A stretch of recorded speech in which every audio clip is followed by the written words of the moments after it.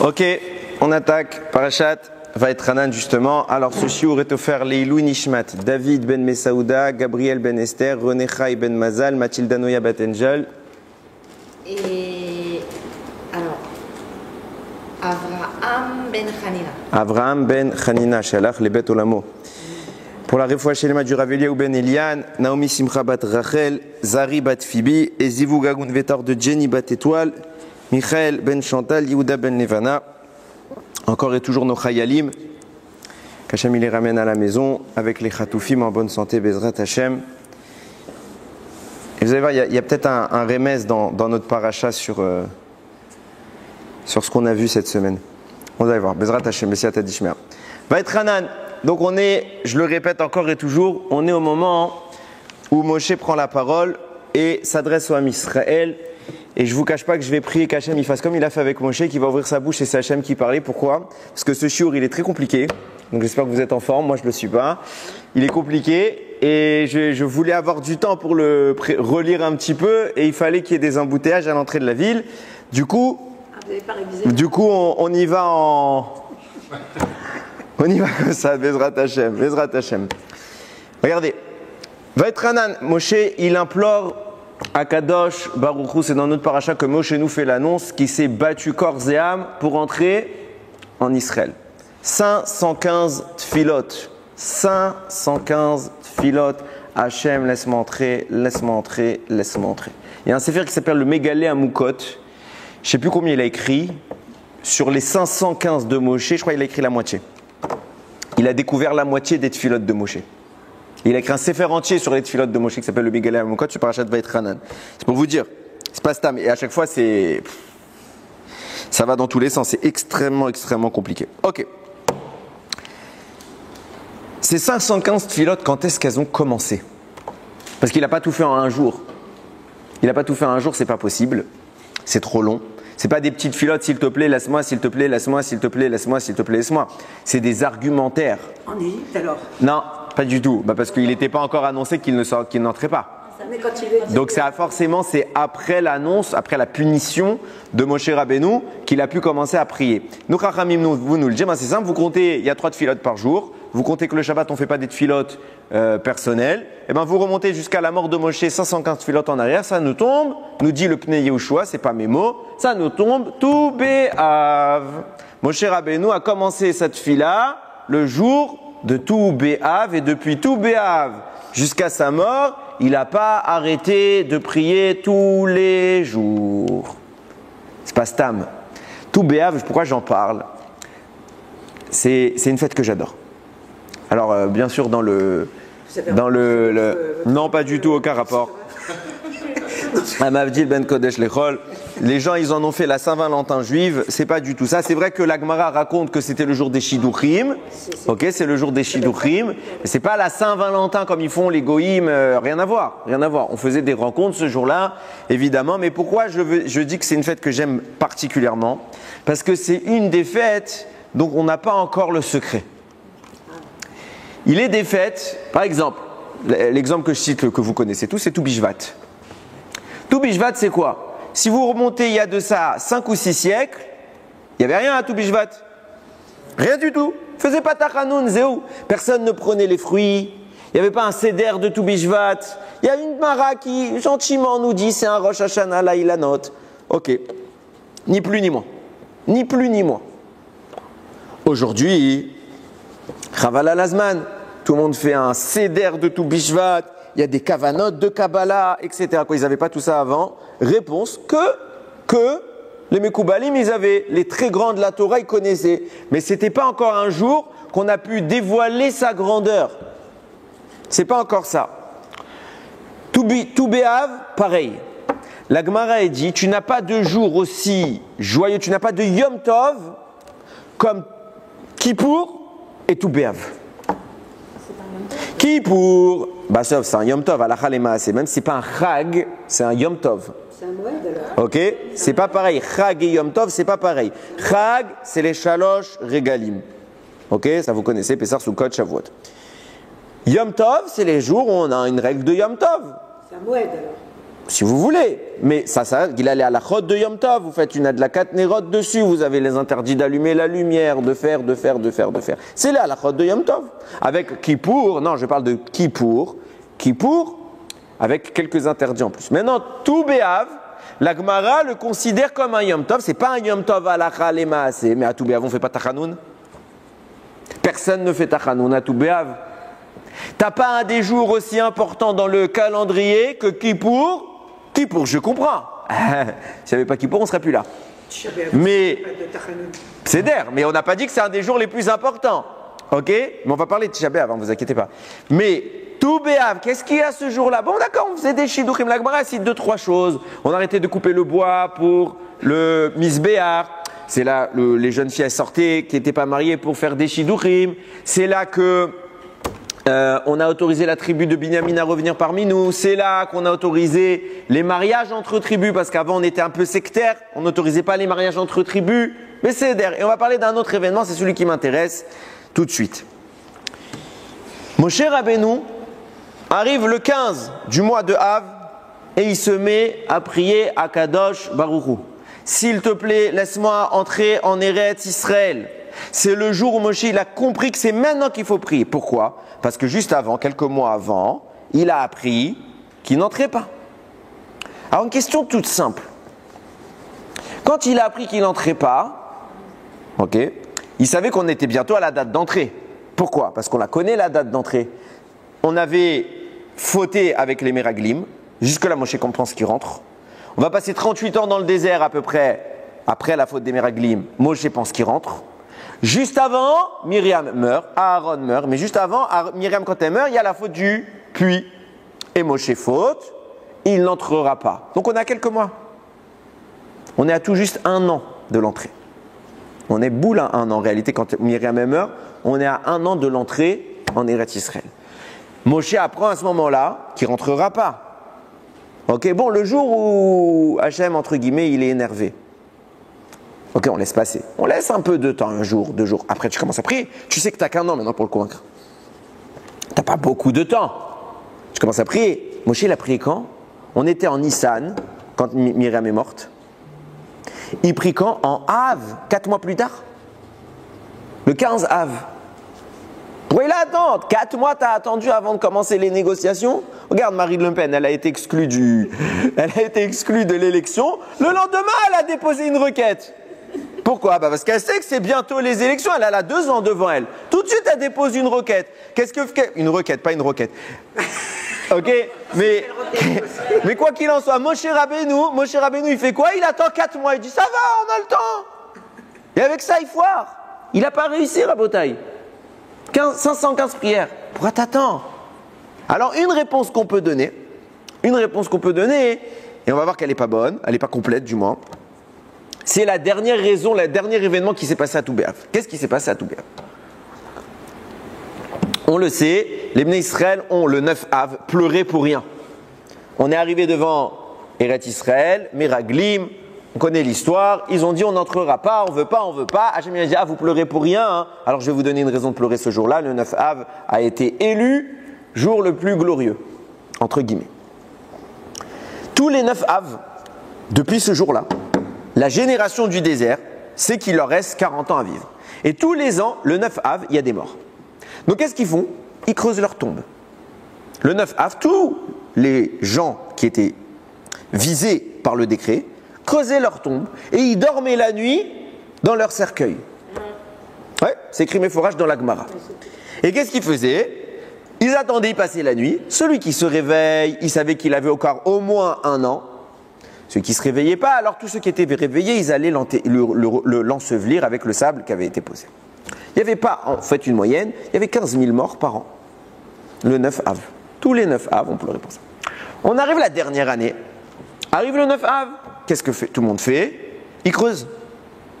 Ils creusent. Ils dorment. Et nous dit la Gemara, tous ils se réveillent. Tous ils se réveillent. Pendant les 38 ans, écoutez bien, pendant les 38 ans où ils ont fait ce processus-là, Hachem ne parlait pas à Moshe. 38 ans, il n'a pas eu de prophétie. On va définir un petit peu plus en détail. Arrive le 9 Av, dernière année, tout le monde se réveille, ils y croient même pas. Rachi raconte, ils y croient pas. Ils se sont dit, peut-être on s'est trompé dans le calcul, puisqu'on doit encore mourir. On est la dernière année, il doit y avoir des morts. Donc ils se disent, on s'est planté. Je vous rappelle qu'il n'y avait pas l'internet, il n'y avait pas les téléphones. On dépendait de la lune. Ils se sont dit, peut-être qu'on a mal sanctifié la lune, peut-être qu'on a mal compté. C'est d'air, on s'est planté. Donc qu'est-ce qu'ils ont fait? Ils sont le lendemain, ils n'ont pas bougé. Ils ont fait leur journée. Le soir, ils sont retournés à la même place. Ils se réveillent tous le lendemain. Ça a duré comme ça quelques jours. Arrive tout Béhav et ils voient le ciel et la lune elle est pleine. Là ils disent on ne peut pas se tromper. Quand la lune est pleine, c'est le milieu du mois. Si on est au milieu du mois, alors on a passé le 9 Av. Et là ils ont compris que le décret était terminé. À ce moment-là, la parole d'Akadosh Baruch Hu s'est à nouveau adressée à Moshe Rabbeinu. Donc ce jour-là est devenu un jour de Simcha. De Simcha, parce que ça y est, Baruch Hashem, les gens qui devaient mourir, ils ne sont pas morts. Moshe se remet à parler avec Akadosh Baruch Hu, c'est quelque chose d'extraordinaire. 38 ans que ça ne s'était pas produit. Extraordinaire. Moshe, à ce moment-là, il n'est pas bête, il se dit, ah, si Akadosh Baruch Hu se remet à me parler, être Ratson, c'est un moment propice, alors maintenant, Moshe commencerait à prier. Alors j'y viens, bah, parce qu'ils étaient en deuil. Quand Hachem, on voit avec Yaakov, que quand Yaakov était en deuil, Hachem ne lui parlait pas. Mais j'y viens, il y a des problèmes. Il y a des problèmes. Cet argument, il ne peut pas passer. Déjà, entre guillemets, je prie de tout mon cœur. Vous avez tous vu cette vidéo atroce. Tous vu cette vidéo atroce. De cet otage. Moi, je l'ai vue hier. Je ne sais pas si elle est sortie hier. Je ne suis pas vraiment les infos. Je l'ai reçue hier. Pendant le 9 Av, le tête Av. Le jour du 9 Av. Et on voit quoi? On voit un otage en train de creuser sa tombe. J'ai dit, Ribono Shalom, je t'en supplie, fais que ce soit un remez. Que comme notre paracha, c'est le jour où on nous raconte qu'ils étaient en train de creuser leur tombe et qu'ils ont creusé pour rien. Et que, sauf 7 jours plus tard, tu leur as annoncé, 6 jours plus tard, tu leur as annoncé quoi? Vous êtes tous sauvés. Yehir Ratson. Je m'en fiche du Hamas, c'est des chiens. Je me fiche de ces rats, je me fiche de ces animaux. Ce que je dis, c'est qu'à Kadosh Baruch Hu, il y a un principe dans la Gemara Masechet Rosh Hashanah qui dit si manam il est taï, un signe, ça a de la valeur. C'est pas pour rien qu'on a vu cette vidéo-là. J'espère. J'ai pas dit, je suis pas prophète. Je déteste les annonces. Je prie de tout mon cœur. J'ai dit, Ribono Shalom, tu nous envoies des simanim. Toi, dans ta Torah, t'as dit qu'un siman a de la valeur. Alors, va jusqu'au bout. Tiens promesse. Comme ça s'est passé le 9 Av pendant des années, on a creusé nos tombes. Mais à tout Béhav, tu nous as fait quoi? T'as dit, ça y est, Igi Azman. J'arrête là. Igi Azman. Iratson ki Igazman qui va sortir très très vite. Bimera Beamenu. Je reprends. J'en ai aussi. Qu'Hachem il le libère, qui lui donne le corps de tenir cette épreuve. On oublie, hein. On oublie que nous on est peinards. On oublie. Rachitik, il est le pauvre. Rachitik. C'est chiant. Je reprends mon Dvar Torah, que ce soit pour lui. Bezrat Hachem. Je pose une question quand même dans la logique. Je pose une question de logique. Moshe, les Bnei Israël comprennent le 15 Av. Ça y est. Ok. En réalité, c'est quoi la vraie date où ça a arrêté? C'est le 9. C'est le 9 Av. Parce que le 9, il devait mourir. Et Hachem ne les a pas tués. Donc le 9 Av, Mamash, à la nuit du 9 Av, il y a eu le miracle qui les a sauvés. Alors eux ne le savent pas. Eux ne savent pas, mais Hachem il sait. Donc le vrai Ness, le vrai effort, c'était le 9. Pourquoi Kadosh Baruch Hu, que eux ils les laissent dans le suspense, que eux ils les laissent dans le suspense, on va en parler, il n'y a pas de problème. Mais pourquoi Kadosh Baruch Hu, il attend 7 jours, parce qu'il faut compter le 9 dans le calcul, ça fait 7 jours, pourquoi il attend tout ce temps jusqu'à tout Béhav pour reparler à Moshe? Puisque la vraie date où il a fini son décret, c'est le 9 Av. Les Bnei Israël, ils ont compris le 15, ils ont attendu la lune. Mais Hachem, il sait que c'est le 9 qu'il a arrêté son décret. Alors pourquoi tout de suite il n'a pas parlé à Moshe? Ça y est, j'ai fini de retirer la génération qui a fauté. Je peux te parler, il n'y a plus de deuil. Il n'y a plus de deuil.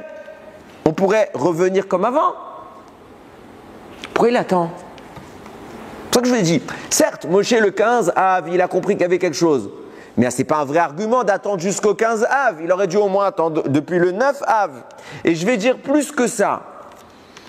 Ce n'est pas la première fois, regardez. Je vous ai dit qu'Hachem, ça fait 38 ans, il ne parle pas à Moshe. Rachi, il explique ça veut dire quoi il ne parle pas à Moshe.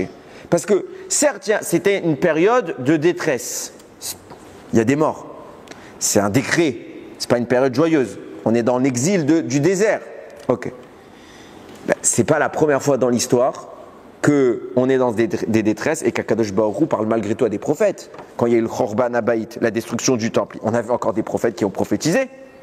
Et que Baruch Hashem, ils ont annoncé la reconstruction, sinon on ne saurait pas qu'il y aura un nouveau temple.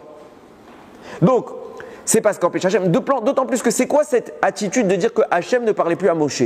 Rachi explique ce qui se passe quand on dit qu'il ne parlait plus à Moshe. Il faut comprendre que Moshe est un cas spécial de l'histoire.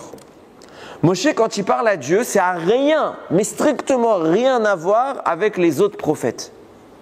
Tous les prophètes, et j'inclus même les Havot, quand Hachem leur parle, c'est pas comme Moshe. Rambam, il dit, ils s'effondrent par terre tellement qu'ils n'arrivent pas à supporter. Hachem ne leur parle pas de façon claire, il leur envoie un songe. L'explication, ils doivent la comprendre d'eux-mêmes. Parfois, c'est en pleine nuit, pendant qu'ils dorment. Il y a une préparation colossale à faire en amont. C'est pas stam, c'est pas on se téléphone et on parle. Moshe, c'est ça. Réveillé en pleine journée, Hachem lui parle et c'est clair. C'est ce qu'on appelle Aspaklaria de Neira, une vision claire. C'est clair, il n'y a pas. On téléphone, on raconte, voilà, tu dis ça, ça, ça. Et Moshe répète mot à mot, et c'est ce que je vous explique depuis Devarim. Moshe, il ouvre sa bouche, c'est comme Hachem qui parle. Autodavar, il n'y a pas d'écart entre la parole d'Hachem et l'explication du prophète.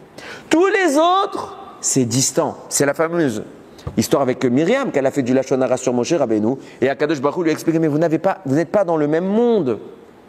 Moshe, il me parle, panim el panim. Viens nous dire, Rachi, comment tu peux me dire qu'Akadosh Baruch Hu, il a cessé complètement de parler avec Moshe Rabbeinu pendant 38 ans? C'est pas possible. Pourquoi? C'est logique ce que je vais dire, c'est pas Rachi qui le dit. Ils ont des voyages à faire, il a énormément d'informations à leur transmettre. C'est impossible de dire qu'il n'y a pas eu d'échange avec Akadosh Baruch Hu. Il y a eu. Et Rachi nous dit simplement que Moshe, pendant 38 ans, il était un prophète normal. Hachem lui envoyait un malach pour parler, il avait utilisé le Rashbam, il dit peut-être les Urim Vetumim, ou Rachi dit pendant la nuit, un songe, comme les autres prophètes. Mais Hachem lui parle. Maintenant, si on dit qu'il est comme les autres prophètes pendant les 38 ans, à la fin des 38 ans, il redevient l'élite qu'il est. Pendant qu'il est le niveau normal, on voit que les autres prophètes, quand ils sont à ce niveau, ils ne se privent pas de parler à Kadosh Baruch Hu et de prier. Donc pourquoi Moshe Rabbeinu, dès que Myriam meurt et qu'il frappe le rocher en Nissan, il ne commence pas tout de suite cette filote? Non, j'attends le tout Béav. Et pareil, Hachem, il laisse les Bnei Israël en suspens comme ça depuis le 9 Av jusqu'à tout Béav. Et à tout Béav, il leur fait comprendre. Parce que, on va être objectif, vous avez déjà tous vu la lune, le 14 du mois. Elle est presque pleine. Ils ne sont pas débiles, ils n'ont pas compris le 14. Ils n'ont pas compris le 13, le 9, le 10, ouais, ça se joue. 14. Tu vois, ça y est, on est loin du 9. Non, ils n'ont pas compris. Le 15, Bidjouk. Nous dit le Ben Yehoyada, Hachem il a fait exprès. En réalité, il écrit comme ça le Ben Yehoyada. Moshe, il savait que c'était fini. Il savait que Mamash, il savait quand c'était le 9 Av, il n'y avait pas de doute dans sa tête. Les grands d'Israël savaient quand c'était le 9 Av, il n'y avait pas de doute dans leur tête. Eux savaient que le décret était fini. Mais comme ils ont vu qu'Akadosh Baruch Hu, il a voulu un peu rendre l'esprit de chacun mes boulebal, comme ça les embrouiller, alors ils n'ont rien dit. Mais eux savaient.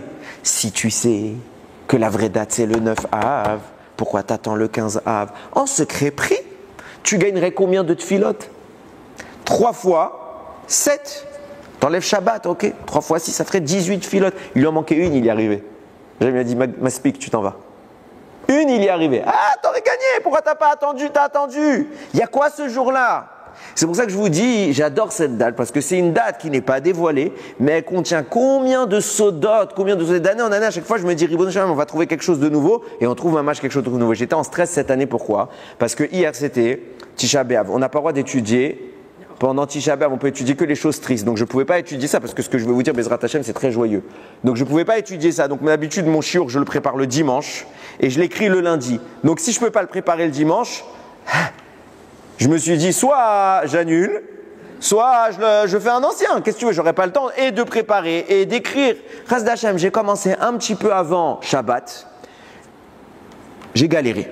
Hier soir, Ras d'Hachem, minuit 30, Toda Lael. Toda Lael. Extraordinaire, vous allez voir. Moi, en tout cas, moi, je me suis envolé. Tu crois pas que tu es l'un de ceux qui va faire dévoiler tout? Non, moi je dévoile rien du tout. Rien qu'Hachem, laisse-moi parler de ta Torah et laisse au prophète le travail d'être prophète. On est à des années-lumière de comprendre c'est quoi la madrega de Mashiach quand il viendra, des prophètes. C'est même pas, on est à l'ouest, Alors si tu te réfères à moi, tu vas être très déçu. Ok, on reprend à ce que je voulais dire. On commence le raisonnement. Ramim nous dit quelque chose qu'on a vu plusieurs fois. Le mot Israël, le nom Israël, c'est les lettres, les initiales de Yeshishim Ribo Otiot, la Torah. Il y a 600 000 lettres dans la Torah. Pour te dire quoi, il y a 600 000 Bnei Israël. Pour chaque Ben Israël, il y a une lettre dans la Torah. Alors les deux comptes sont faux. Il n'y a ni 600 000 Bnei Israël, il y a un peu plus. Du moins à l'époque de Moshe, maintenant il y a beaucoup plus. Donc il n'y a jamais eu boule 600 000 Israël. Et il n'y a pas 600 000 lettres dans la Torah, il y a moitié moins. Alors qu'est-ce que ça veut dire cette phrase? On n'est pas en train de comparer des nombres, on est en train de comparer des réalités. À savoir qu'il existe une corrélation intrinsèque entre les Neshamot du Ham Israël et les lettres de la Torah. C'est tellement intriqué, c'est tellement associé que le Megala Amukot, celui que je vous ai cité tout à l'heure, il dit qu'en réalité, les Neshamot du Ham Israël sont le zivoug des lettres de la Torah. En d'autres termes, en français, on est un couple. Chaque Neshama a un chélek, une part intrinsèque de Torah qui est la sienne, et cette part-là, c'est son épouse, sa femme. Comment savoir que c'est notre lettre? C'est pas une lettre. C'est bien ce que j'explique, il n'y a pas assez de lettres. Il y a un chélek. Ce chélek, c'est tout ce que vous allez apprendre et découvrir dans votre vie. C'est ça ce chélek, à condition que vous vous donniez les moyens de le découvrir. Okay, vous pouvez avoir une fortune, si vous n'allez jamais la récupérer, quelqu'un il a un héritage, s'il ne va jamais le récupérer, il ne l'aura jamais. Okay, on a un héritage millénaire qui s'appelle la Torah. Si quelqu'un ne vient pas récupérer son héritage auprès d'Akadosh Baruch Hu, il n'a rien du tout. C'est là, mais ce n'est pas là. Ok, chacun notre travail à nous, c'est d'aller récupérer cette Torah. Pourquoi je vous dis ça? On a bien compris qu'il y a un kécher, il y a un mariage, il y a une union entre nous et notre partie de la Torah. Ça s'appelle un zivoug. Ok, un zivoug c'est toujours producteur. Ok, quand on s'unit c'est pour avoir des enfants. Ok, on génère la vie. Ok, un zivoug ça crée quelque chose. Nous dit Rachamim. C'est le Gemara que j'ai cité plusieurs fois. Ou là-bas c'est Rabbi Akiva qui dit ça. Ouais, c'est Rabbi Akiva. Il dit dans un couple, si on est méritant, la Shekhinah s'installe. Si, Razvé Shalom, on n'est pas méritant, alors le feu vient dévorer le couple. Razvé Shalom. Rashi explique pourquoi on nous dit le feu vient dévorer le couple. Parce que le couple est composé d'un homme et d'une femme. On est d'accord? L'homme se dit Ish, Aleph Yuchin. La femme se dit Isha, Aleph Shin He. C'est quoi la Shekhinah? C'est les lettres du nom de Dieu que chacun a. Dans le mot Ish, la lettre Yud représente le Yud de Akadosh Baruch Hu. Dans le mot Isha, la lettre He représente le He d'Akadosh Baruch Hu. Quand on s'unit un homme avec une femme et qu'on est méritant, le Yud se maintient, le He se maintient, on s'unit, ça fait Yud Ke, la Shekhinah descend. Si Razvé Shalom, on n'est pas méritant, alors le Yud de Ish il s'en va, il reste Esh. Le He de Isha s'en va, il reste Esh. Le feu vient dévorer Razvé Shalom, ce couple. Maintenant j'extrapole. Puisque nous sommes un couple avec notre partie de la Torah, quand nous étudions la Torah, alors on est méritant, pas chaud qu'on est méritant.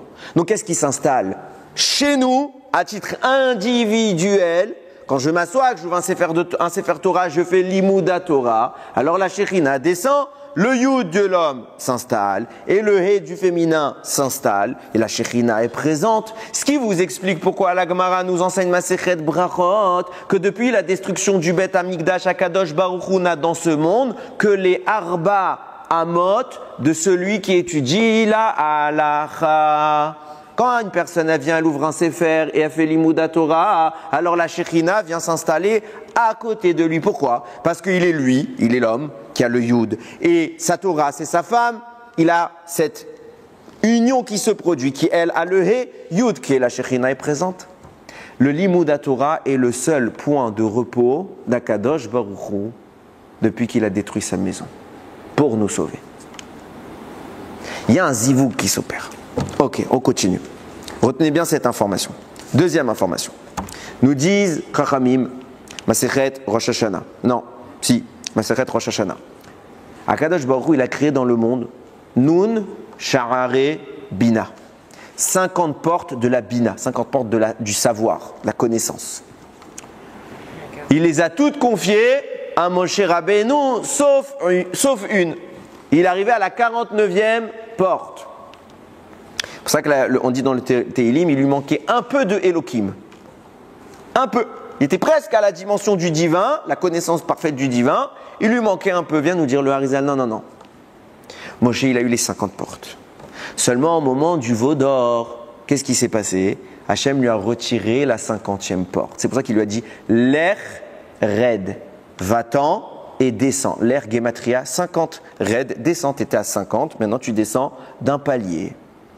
Et à ce moment-là, Moshe est repassé à la 49e porte. Nous dit le Harizal, à cause de quoi il a perdu tout ça? À cause du veau d'or. Qui a fait le veau d'or? Le Erev Rav. Qui a autorisé le Erev Rav à venir? Moshe. C'est pour ça que Moshe va perdre cette 50e porte. Mais s'il n'avait pas fait cette erreur-là et qu'il n'y avait pas eu le veau d'or, alors Moshe il aurait eu Nun, Sha'are, Bina. Et son nom aurait changé. De Moshe, on lui aurait rajouté une lettre, Nun, pour transformer son nom, le faire passer de Moshe à Neshama. Parce qu'il aurait eu le Nun des 50 portes de la Bina. Neshama de quoi? Ça veut dire quoi? C'est une belle phrase. Il serait devenu la Neshama. Et regardez jusqu'où ça va. Le Harizal, il donne plus de détails. J'ai failli oublier de vous les dire. Je suis tellement dans l'empressement de ce que j'ai envie de vous dire que je loupe les étapes. Nous dit le Harizal. Il écrit dans 2 Sfarim. C'est pas Stam. Il dit, c'est ce qu'il se dit Moshe Rabbeinu. Il dit normalement, j'aurais dû avoir cette Neshama là. J'aurais dû m'appeler Neshama. C'est pour ça qu'il écrit dans notre paracha, Vait Aber Hashem bil et ma'anchem. Hashem s'est énervé contre moi à cause de vous. Vait Aber, ça vient du mot Ibour. C'est pas s'énerver. Ibour, dans la Kabbalah, c'est quand une Neshama s'associe à quelqu'un. Vous êtes vivant. Vous avez un Ibour Neshama. Ça veut dire Hashem, il vous envoie une Neshama supplémentaire à côté de vous. Et cette Neshama vous aide. Des fois, vous avez remarqué que dans votre vie, il y a des moments où vous avez un élan, où vous êtes chaud pour faire les mitzvot. Et il y a des moments moins. Cet élan-là, c'est parfois un Ibour Neshama. Une Neshama très haute qui est descendue du ciel, elle est venue vous accompagner. Elle gagne et vous gagnez. Vous profitez de son Kohar, sa force. Et elle gagne parce que les mitzvot qu'elle va faire avec vous, elle aussi, elle est faite. Donc elle peut monter même après sa mort. Bachamaim. C'est extraordinaire. Nous dit le Harizal, Moshe Rabbeinu, il aurait dû dévoiler au monde la 50e porte de la Bina, mais à cause de la faute du veau d'or, que le Erev Rav, que Moshe a cautionné sa présence, à cause de cette faute-là, Moshe il a été puni de devoir revenir régulièrement dévoiler la 50e porte de la Bina.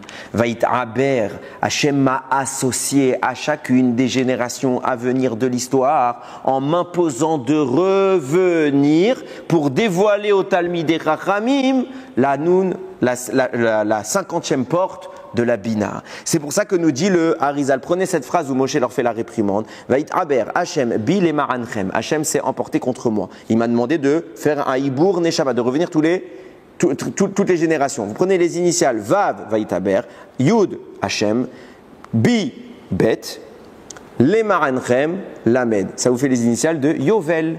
C'est quoi le Yovel? C'est le jubilé, une fois tous les 50 ans. Moshe Rabbeinu, il vient. Le Yovel, c'est quand on fait le compte des Shmitot, au bout de la 50e année, on a le jubilé. Vient nous dire le Harizal, quand est-ce que Moshe Rabbeinu vient dévoiler la 50e porte? Tous les 50 ans, puisque c'est la dernière, il a dévoilé 49 sur 50, il lui manque un 50e. Donc il viendra une fois tous les 50 ans. Vaïtaber Hashem bil et ma'anchem, rachetevot, initial du mot Yovel, je reviens tous les Yovel. Pour dévoiler au monde la 50e porte. Mais si j'avais pas eu le problème du Erev Rav, j'aurais gardé la 50e porte et de Moshe, je serais passé à Neshama. Et pourquoi il serait passé à la dimension qu'on appelle Neshama? Écoutez bien. Pour comprendre ça, je suis obligé de poser une question subsidiaire. Je cherchais mon mot. Il y a un principe de base qui normalement devrait être indiscutable puisqu'il est écrit dans la Torah, il est repris par tout le monde. Par tout le monde. Qui est le plus grand homme de l'histoire? Moshe Rabbeinu. Personne ne dépassera Moshe Rabbeinu. Même Mashiach, de toute façon Mashiach c'est Moshe, mais bon passons, personne ne passe plus haut. On est clair? Pourtant, on nous dit quoi? Devarim shelo niglou le Moshe, niglou le Rabbi Akiva verav. Des choses qui n'ont pas été dévoilées à Moshe ont été dévoilées à Rabbi Akiva et à ses amis. Vous connaissez toute cette Gemara Masechet Menachot où Moshe Rabbeinu monte au Har Sinaï pour recevoir la Torah. Et il voit Hachem en train d'écrire des tagim, des petits traits au-dessus des lettres. Il dit qu'est-ce que c'est? Hachem il lui dit il y a un Rav qui va un jour expliquer. Il dit montre-le-moi. Hachem projette Moshe dans le shiur de Rabbi Akiva. Moshe écoute le shiur. Il est triste parce qu'il ne comprend rien. Comment le plus grand homme de toute l'histoire, il arrive devant un Rav et il ne comprend pas ce qu'il dit? Ça n'existe pas, c'est soit tu es le plus grand, soit tu n'es pas le plus grand. Donc Rabbi Akiva nous dit explicitement, Chachamim, c'est une Gemara, c'est un Midrash qui le dit. Rabbi Akiva a eu des dévoilements que Moshe n'a pas eu. Et pourtant on nous explique que Moshe il a reçu toute la Torah. Alors comment Rabbi Akiva il peut savoir quelque chose que Moshe n'a pas su? Le même principe est écrit sur qui? Rabbi Shimon Bar Yochai. Dans le Zohar on nous écrit Rabbi Shimon Bar Yochai, il avait accès à des sodotes que Moshe il n'a pas vu. Comment tu m'expliques ça? Pas une fois c'est écrit, c'est pas stable. C'est écrit plein de fois. Réponse. J'ai vu cette réponse dans un sefer de Rav David HaKohen, Galenai. Il dit comme ça, il pose cette question, qui est très connue, il y a plein de réponses à ces questions, mais lui il répond d'après le Harizal. Et il donne deux choses, deux principes. Premier principe, l'effort. L'effort. Je m'explique. Rabbi Akiva est plus grand que Moshe Rabbeinu, Rabbi Shimon Bar Yochai est naturellement plus grand que Moshe Rabbeinu. Pourquoi? Parce que l'origine de la Neshama de Moshe vient d'un endroit qui permet moins de dévoilement que l'origine de la Neshama de Rabbi Akiva et de Rabbi Shimon Bar Yochai. Pour faire simple, il écrit là-bas. C'est le Harizal qui écrit ça, c'est pas Stam. Il écrit que Moshe vient de ce qu'on appelle le Chesed, la miséricorde, issu de Hevel, le fils de Adam. Moshe, c'est une des réincarnations de cette miséricorde-là.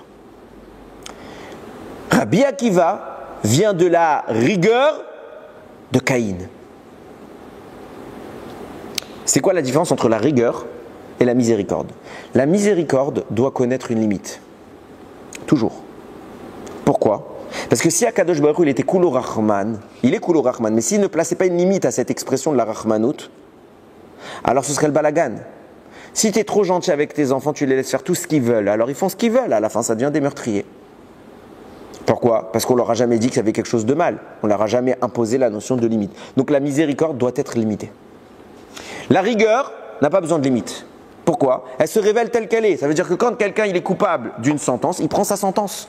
Et donc l'intégralité de ce qui a été prononcé se met en place. À part s'il fait tchouva, il change ça. Mais s'il doit être puni, par exemple, il doit recevoir malkout, il doit recevoir des coups, ben le nombre de coups qu'il devait recevoir, il le reçoit. C'est tout. Donc la rigueur s'est exprimée pleinement. Ça implique quoi?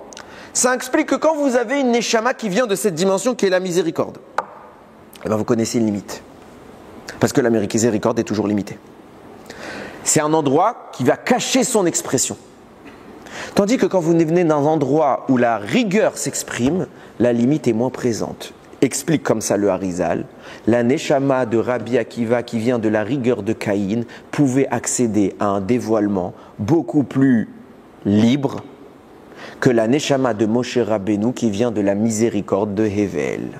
Du coup, Rabbi Akiva a nativement plus accès à la Torah que Moshe Rabbeinu en personne. Cependant, oui. Moshe, à la base, c'était pas un ange. C'est Derazma. Les anges, ils ont moins accès que nous, à la base. On avait expliqué ce show qu'on appelait qui s'appelle Yekutiel, etc. C'est ça que tu parles. Ok, ça n'empêche pas. Et celle de... Mais tu vas comprendre maintenant. Tu vas comprendre ce qui se passe. Celle Oui. de Rabbi Shimon Bar Yochai, elle vient, c'est rigueur ou... Alors là-bas, c'est pas explicite, mais Rabbi Shimon Bar Yochai, a priori, il est censé avoir atteint ce niveau. Écoutez bien. Vient nous dire le Harizal, mais Moshe Rabbeinu, il a tellement travaillé, qu'il est monté d'étape en étape et qu'il a dépassé sa nature au point de monter, de rattraper la Neshama de Rabbi Akiva et de dépasser la Neshama de Rabbi Akiva. Moshe n'est pas le plus grand parce qu'il est né grand. Moshe est le plus grand parce qu'il est monté le plus haut. Donc quand nous disent Rachamim, des choses ont été révélées à Rabbi Akiva qui n'ont pas été révélées à Moshe, on parle de quoi? Nativement. Ça n'a pas été révélé à Moshe. Moshe les a découverts par ses efforts. Tandis que Rabbi Akiva, c'est son terrain naturel, c'est son environnement, c'est son climat. Dans son climat, il a un plus grand potentiel que Moshe. Mais Moshe, il a dépassé son potentiel. Au point que même Rabbi Akiva, il conclut ses enseignements par quelle phrase? Halakha le Moshe mi-Sinaï. C'est une halakha dite par Moshe au Har Sinaï. Parce que Moshe, il a dépassé même Rabbi Akiva. Donc d'un côté, on nous expliquait que Rabbi Akiva était plus grand. Non, Rabbi Akiva est nativement plus grand. Il part avec des avantages que Moshe n'a pas eu. Mais Bassof, Moshe Rabbeinu dépasse tous les niveaux envisagés et envisageables. Ça veut dire quoi que Moshe a dépassé Rabbi Akiva? Où il est arrivé, Moshe Rabbeinu? Où il est arrivé? Le Harizal répond ailleurs. Et il écrit. Il y a Parashat Vayikra, on en parle souvent. Le premier mot Vayikra se termine par un Aleph. Et il est écrit en petit format dans tous les livres. Et Alpisod, de quoi on fait référence? Le mot Aleph peut se lire Elef, 1000. Nous dit Rachamim, Moshe Rabbeinu, quand il est monté au Har Sinaï, il a été baigné dans 1000 lumières. 1000 orotes. Quand il y a eu le veau d'or, Hachem lui a enlevé 999. Il lui a laissé 1/1000. C'est pour ça que le Aleph qui peut se lire Elef, on l'a écrit en petit. Pour dire il devient sa plus petite expression, c'est le 1. De Elef, il est passé à Aleph. Echad. Suite à ça, nous dit le Harizal, c'est quoi ces 1000 orotes? C'est quoi cette lumière résiduelle? Ça s'est passé à quel moment? Quand est-ce qu'il a perdu ça? Réponse. Nous dit le Harizal, Rabbi Shimon Bar Yochai, il est né moins grand que Moshe Rabbeinu. Mais au moment où il a dévoilé ce qu'on appelle la Hydra Rabba, bon, c'est une partie du Zohar, il a rattrapé Moshe Rabbeinu. Il a rattrapé Moshe Rabbeinu. Mais il a rattrapé Moshe Rabbeinu après qu'il ait perdu les 1000 lumières. La Torah que Rabbi Shimon Bar Yochai a obtenue, la Torah que Rabbi Akiva a obtenue, c'est le reste de la Torah que Moshe avait initialement obtenue au Har Sinaï. C'est quoi cette Torah? C'est quoi ce reste? C'est la différence qu'il existe entre les premières et les deuxièmes tables de la loi. Moshe Rabbeinu reçoit les premières tables de la loi. Il est baigné par 1000 orotes. Il a une source lumineuse de connaissance qui dépasse tout entendement, que aucun être humain sur terre n'a jamais approché si ce n'est lui. Mais par la suite, il va diminuer cette splendeur et redescendre à une unité. Tout ce qu'on a dans le Zohar, que Rabbi Shimon Bar Yochai nous a révélé, toutes les Gmarot, toutes les Mishnayot que Rabbi Akiva nous a révélés, tous les secrets de Torah que ces immenses maîtres nous ont révélés, c'est la Torah des deuxièmes tables. Ce n'est pas les 1000 fois plus que Moshe avait initialement reçu.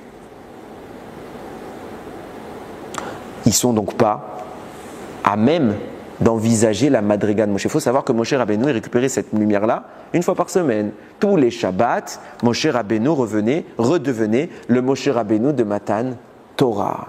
Donc il avait accès à nouveau à une connaissance extraordinaire, dépassant tout entendement. Qu'est-ce que ça nous implique? Vous allez voir combien la Torah elle est belle. Combien la Torah elle est belle. Retenez tout ce que je vous ai dit, vous allez voir d'un coup ça va faire paf. Et d'un coup, ça va s'empiler.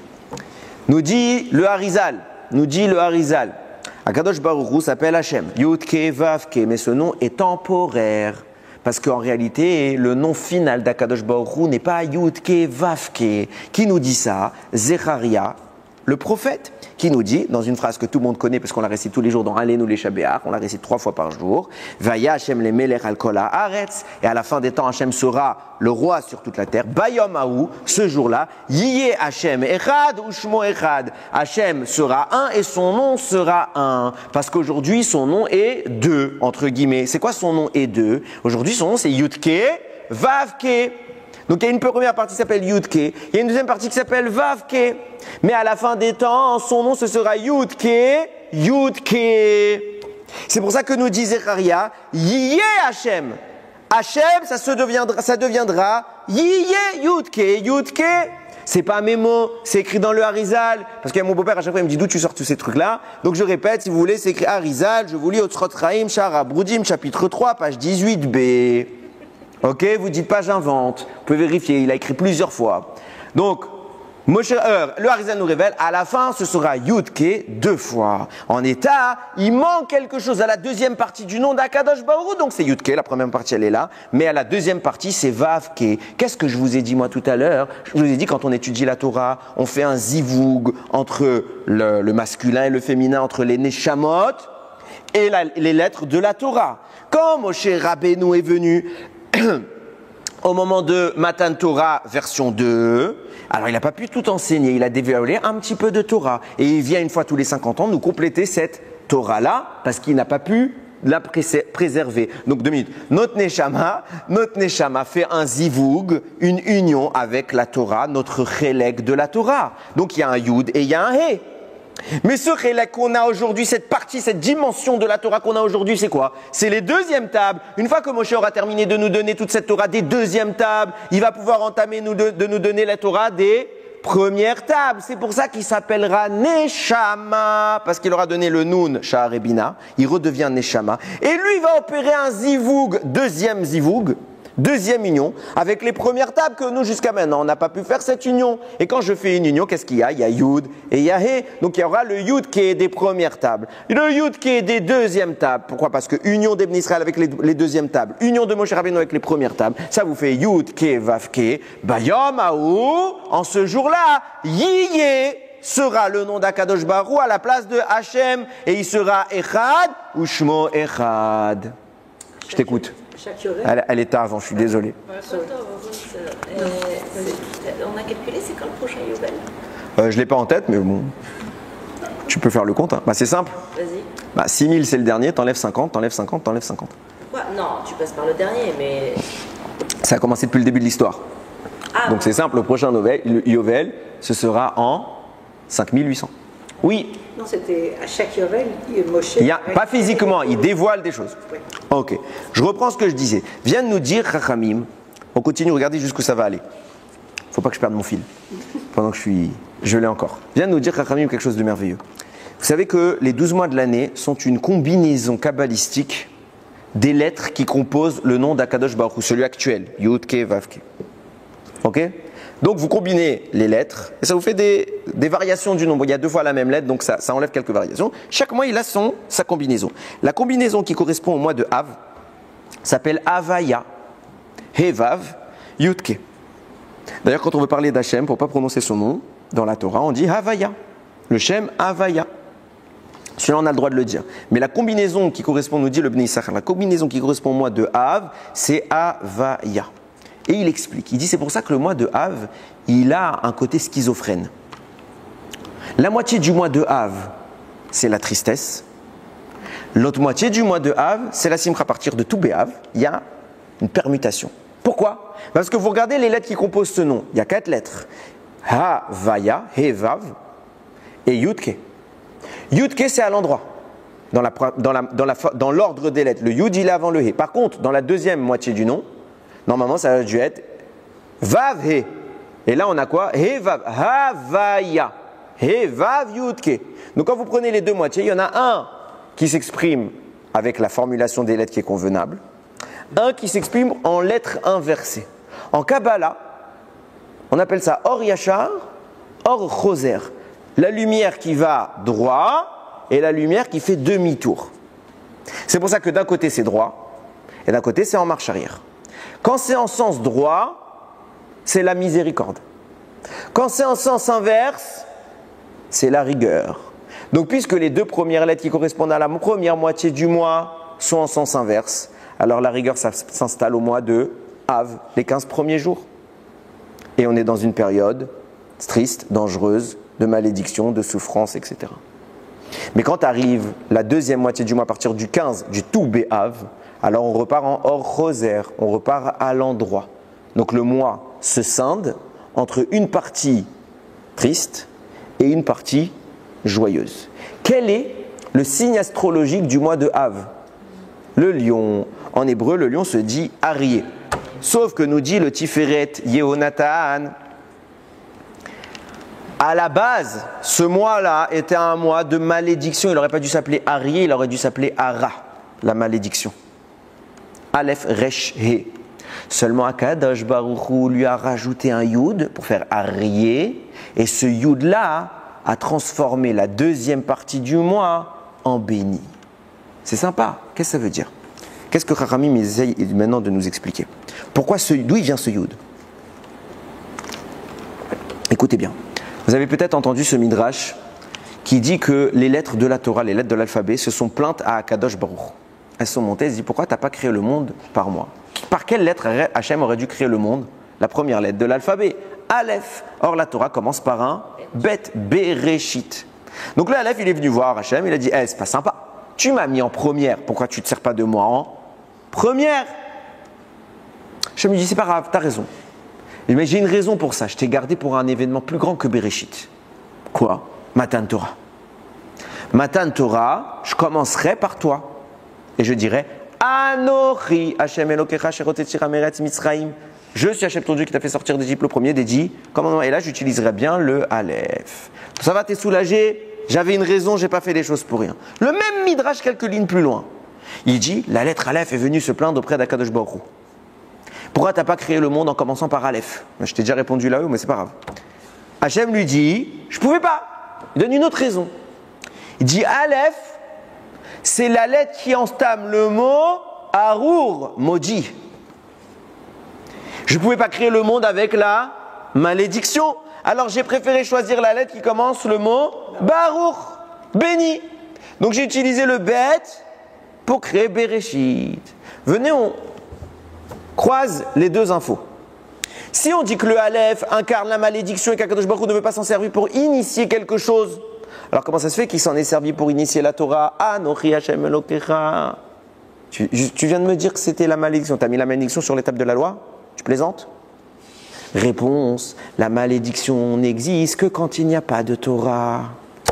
Parce qu'au moment de Matan Torah, la malédiction est devenue une bracha. Le Aleph qui était dangereux à Bereshit parce qu'il n'y avait pas encore la Torah, il est devenu une bracha au jour où Akadosh Baruch Hu a dit Anochi Hashem Elokecha. C'est le même midrash, simplement il se complète. Akadosh Baruch Hu avait une intention, c'était bien de transformer la malédiction en bénédiction, le Aleph, en bête. C'est pour ça que le mois de Av s'appelle Av, Aleph, bête. Le Aleph doit devenir un bête, une bracha. C'est pour ça qu'il commence avec un début de mois négatif. Il se termine avec le bête, deuxième partie du mois. Positif, c'est la bracha. À condition que quoi? Que s'opère l'intervention de la Torah. Je vous ai dit, il se passe quoi? Normalement, le mois de Av est représenté par, on a dit Arié, mais il aurait dû être représenté par le mot Ara, la malédiction. Et on lui a introduit un Yud.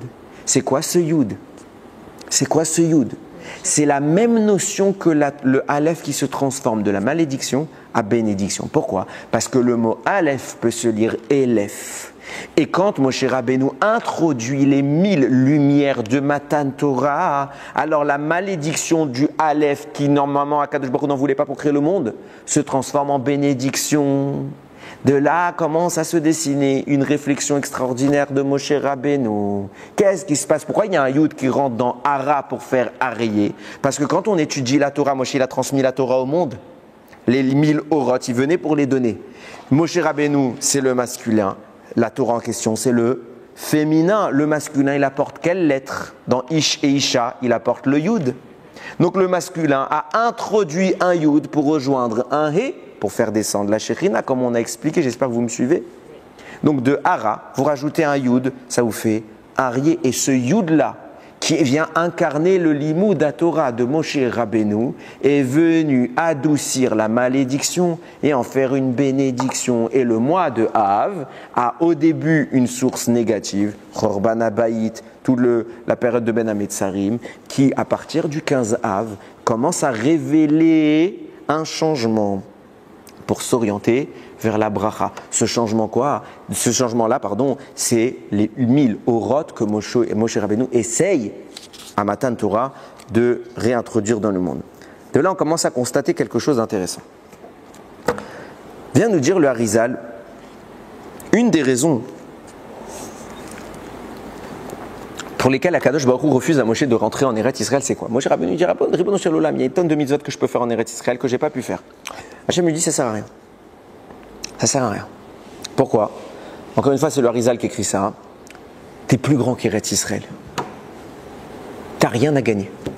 Ton niveau est supérieur à la Gdusha d'Eretz Israël. Donc quand tu vas rentrer, il ne va rien se passer. Donc tu ne rentres pas.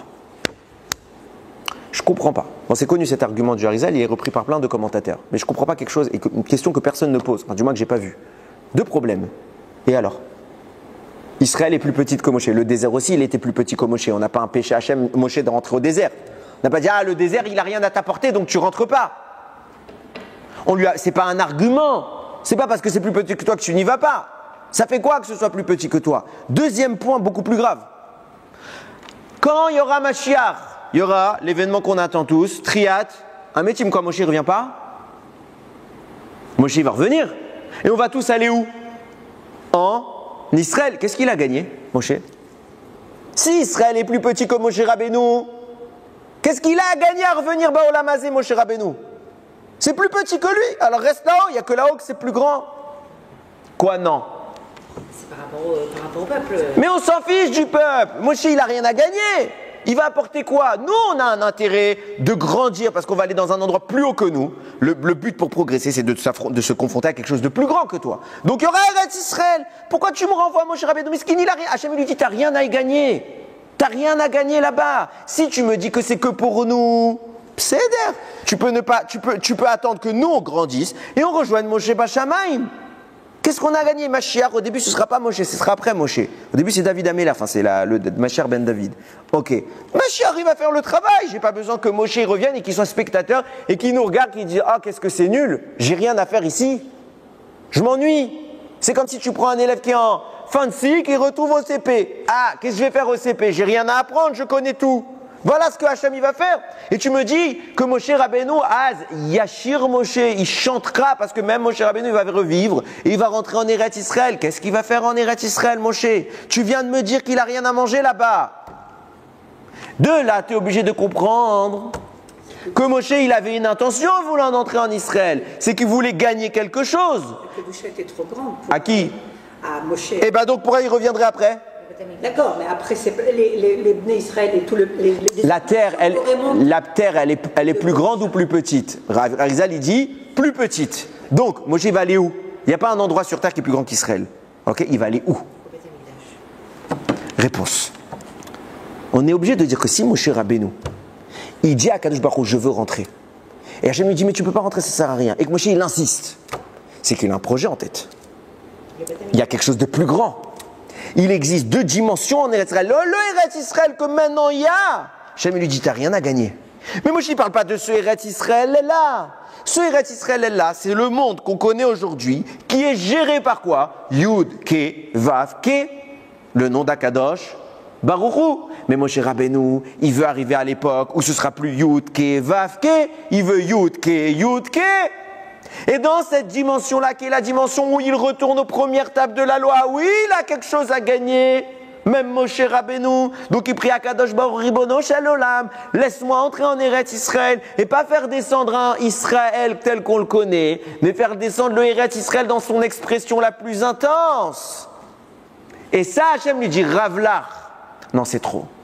Le monde n'est pas prêt. Donc le Eretz Israël, il va rester tel qu'il est, et toi, tu n'as rien à faire là-bas. Tu ne peux pas gagner. Mais Yemot HaMashiach, quand Akadosh Baruch Hu passera de Yud Ke Vav Ke à Yud Ke, alors Moshe, il aura un intérêt à revenir. Le monde sera prêt alors. Le monde sera prêt.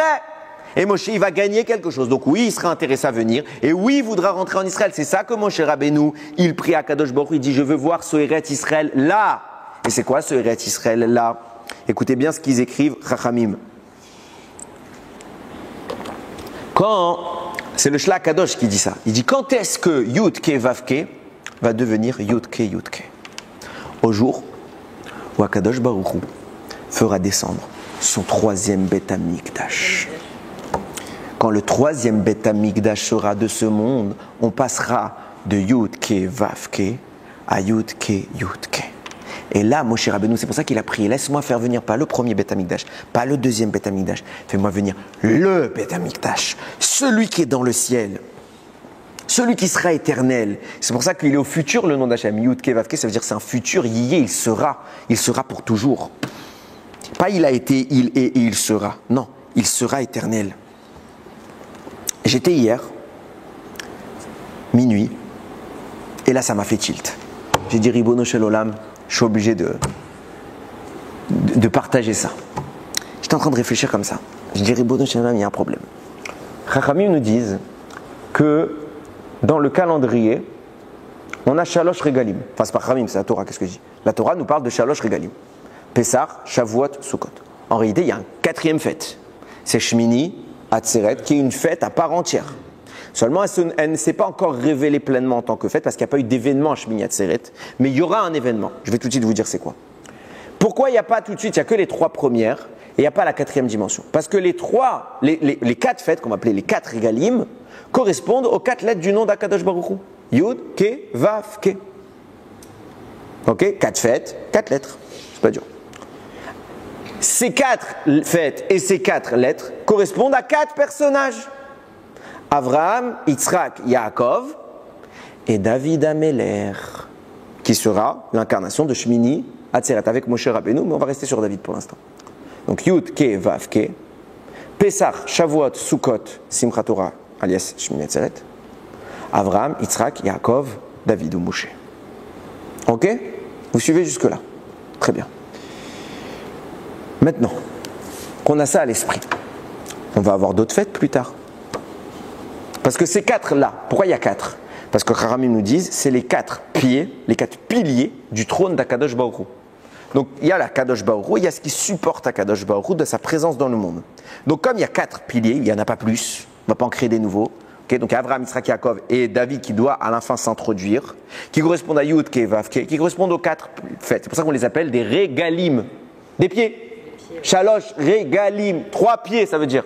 Pourquoi trois pieds? Avraham, Yitzhak, Yaakov, les trois premières fêtes que Mamash, elles ont quelque chose. Le quatrième pied, David, il est encore en cours d'installation. Bezrat Hashem, Bekarov.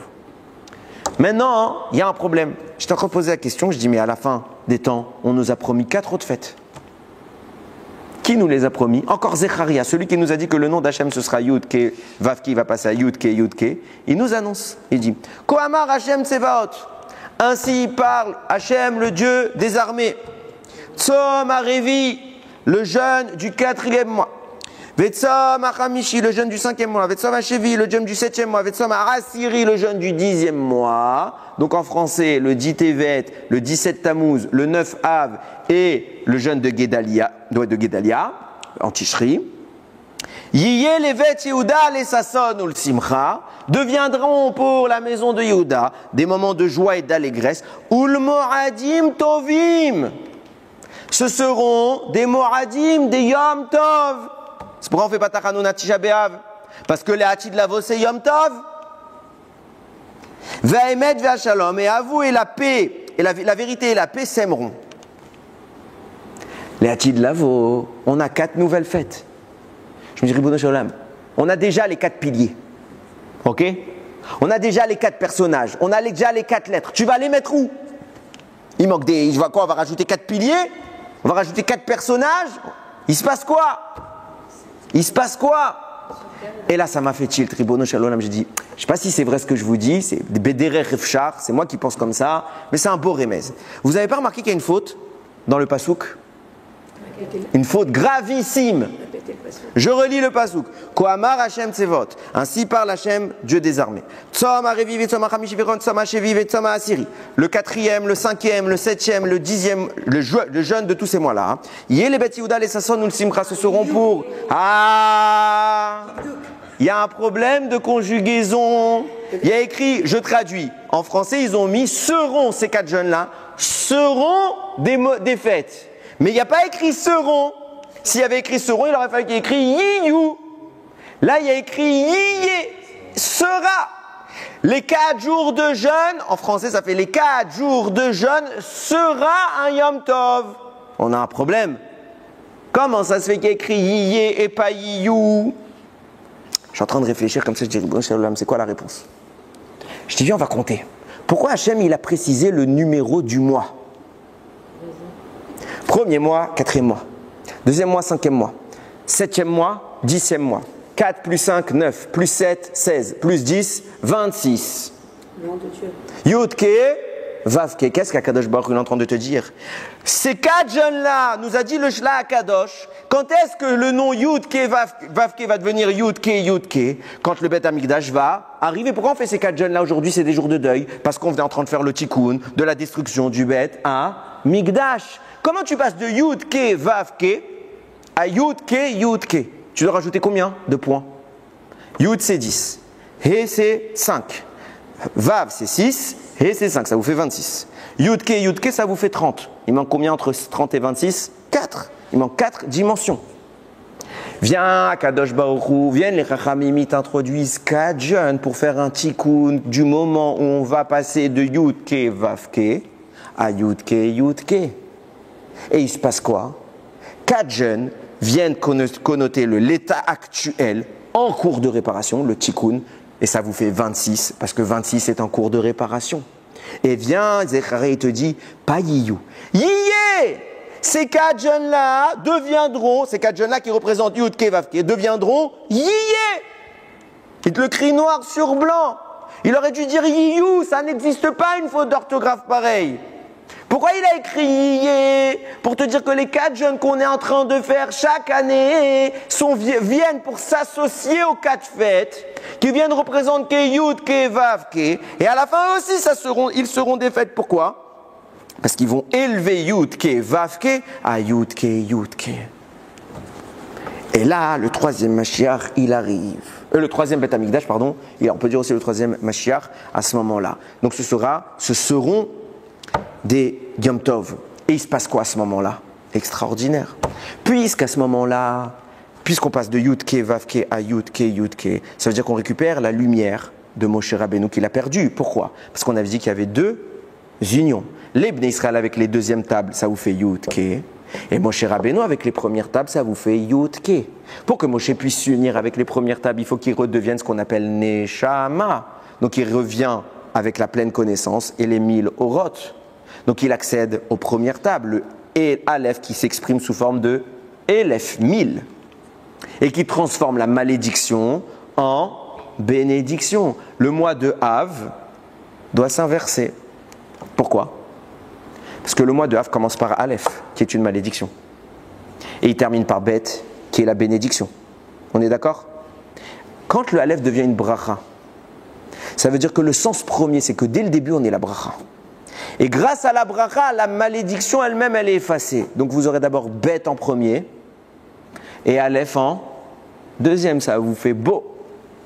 Beau El Paro. Akadosh Baruch il a dit à Moshe Rabbeinu, va voir Paro et fais-lui dire, et fais-lui comprendre que je vais lui envoyer des plaies dans la tête et que s'il ne veut pas envoyer ses plaies, et s'il ne veut pas accepter de libérer mon peuple, alors il va prendre cher. Quand on en arrive à révéler la Torah de Moshe Rabbeinu, ce jour-là, il lui dira, Bo El Paro, va libérer mes enfants. Parce qu'à la fin des temps, qui est Moshe Rabbeinu? Il est le Mashiach qui vient conclure la Géoula.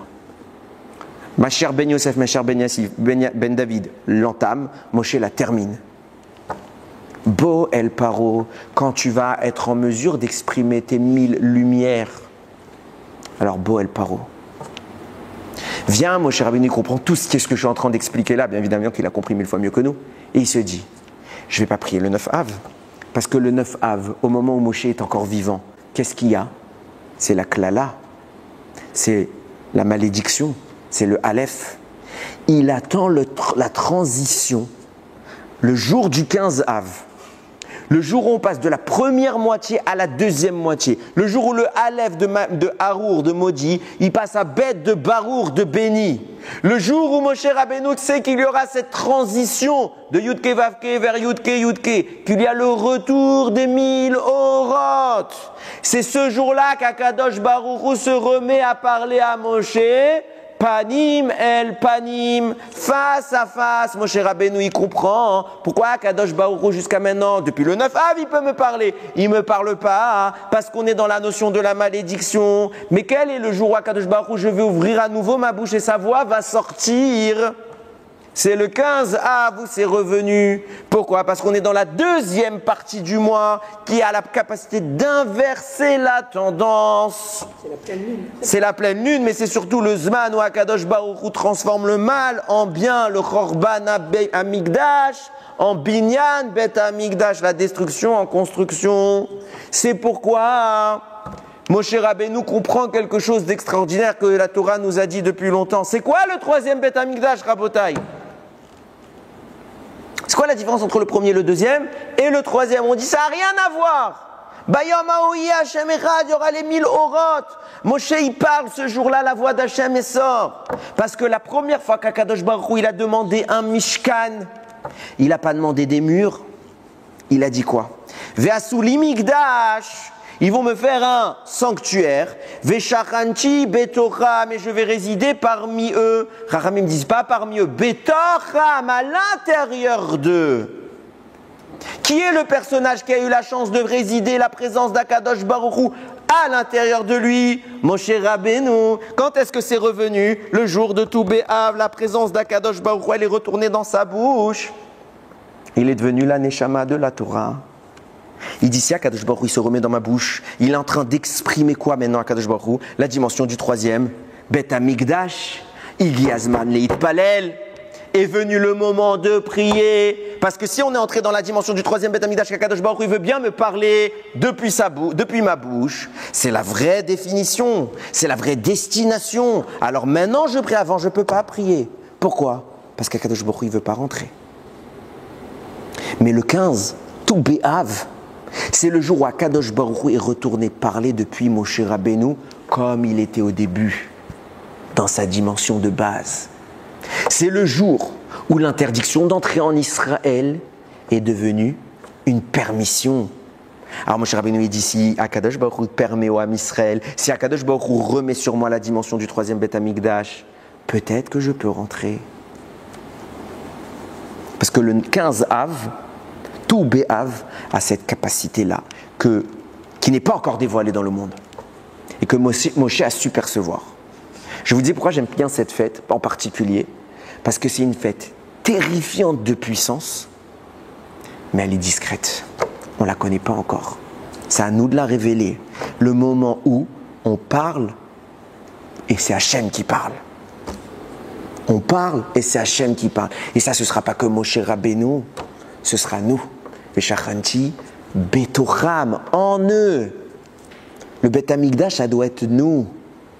Et après, il y aura une manifestation peut-être de quelque chose qu'on ne connaît pas de ce que ça va être. Mais le vrai Bet Amigdash, c'est quand on fait résider la présence d'Akadosh Baruch Hu en nous. Ça, c'est Tou B'Av. C'est le jour de la fin du décret. Alors pourquoi on ne mettrait pas fin à ce décret? Pourquoi on ne mettrait pas fin à ce décret? Cette année, c'est encore moi qui ai lu, c'est la deuxième année que ça m'est arrivé, qui a lu, ça fait 1957 années que le Bet Amigdash a été détruit. À Emet, j'ai pleuré. Et le Rav qui était avec nous, il ne s'est pas arrêté de pleurer. Moi, je me suis arrêté. Il ne s'est pas arrêté de pleurer, pleurer.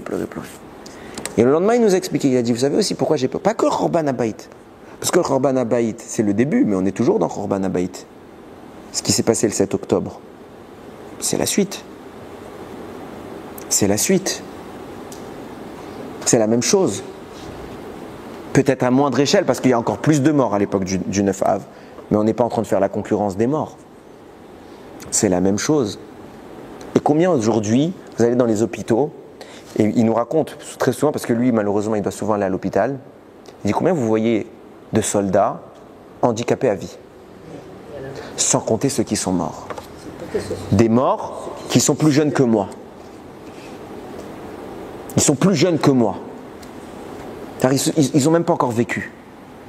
Ils n'ont même pas encore eu le temps d'avoir des enfants. Ils sont déjà morts. Pourquoi? Parce qu'on n'a pas fait ce qu'il fallait. On n'a pas cherché à faire que notre bouche, elle parle de Dieu. Je n'accuse personne, je m'accuse que moi. Mais si on savait que chaque instant, on peut faire entrer Akadosh Baruch Hu en nous, on peut devenir le Beth Amikdash nous-mêmes. Ça fait longtemps que le Beth Amikdash il serait là. Ça fait longtemps. Et Mehmet, quand j'ai vu cette vidéo, j'ai pas réussi à m'enlever de la tête. Il a creusé. Il a creusé exactement ce que Rashi a écrit sur le 9 Av. J'ai vu cette vidéo le 9 Av. Je ne sais pas si ça s'est pas passé avant. Sans doute qu'ils avaient tourné ça avant. Mais c'est pas pour rien. Kachem, il nous l'a donné quand? Le 9 Av. Il était en train de creuser. Il dit je creuse ma tombe. Eviatar David, il s'appelle. Je creuse ma tombe. Ce que je pense être. Et à Kadosh Baruch Hu, il a dit quoi ce jour-là du 9 Av? Ça y est. Ça y est. Viendra le 15 Av. Et vous allez savoir que vous avez creusé pour rien. Que vous avez creusé pour rien. Alors je ne suis pas prophète. Je ne suis pas en train de dire qu'il va se passer quelque chose le 15 Av. Amen. Je prie.